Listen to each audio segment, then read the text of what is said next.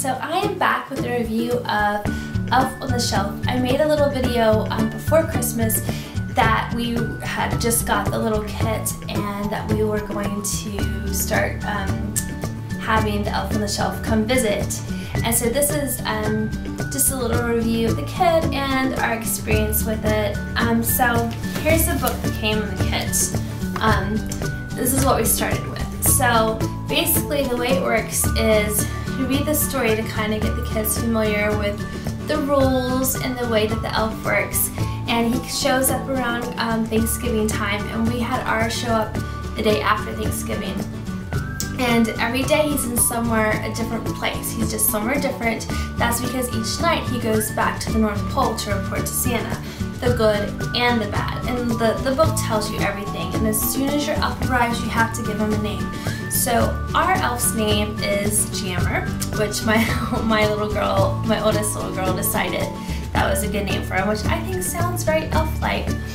So Jammer was his name, and she had so much fun looking for him every day.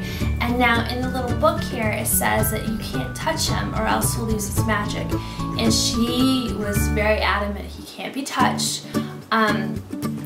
Funny story is my husband and I went out one evening and we had a babysitter, and when I got home the babysitter was like, oh yeah, the Elf on the Shelf fell off of his spot. He was sitting on a console table and my little girl accidentally bumped the table and he just fell off. It was just a freak accident.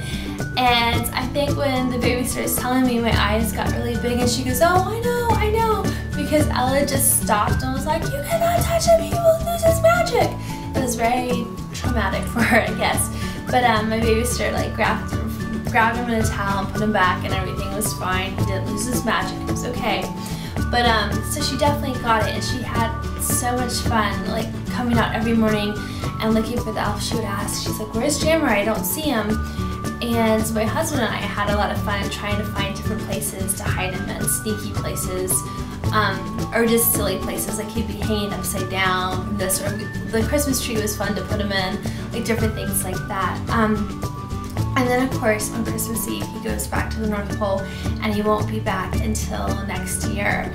And Ella, after he was gone, Ella's even said, she goes, I miss my elf, I want him to come back, I don't want him to go to the North Poles. And then she keeps asking if he'll come back next year, which I think actually, yeah, I think we're going to do it again. It was a lot of fun, and the kits weren't that expensive. The one that I found was at Target.